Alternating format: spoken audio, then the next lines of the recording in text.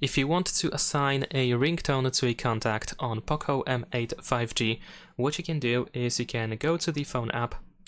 Next, on the home page over here, we can tap on View Contacts in here in order to open the list of contacts, or tap on these three lines in the upper left corner and go to Contacts in here. Now we need to choose the contact for which we want to set the ringtone. We're gonna scroll down in here in order to find the contact ringtone option. So let's go ahead and tap on this option. And in case you need to choose an app, then ideally you probably want to choose the Themes app in here. There we go.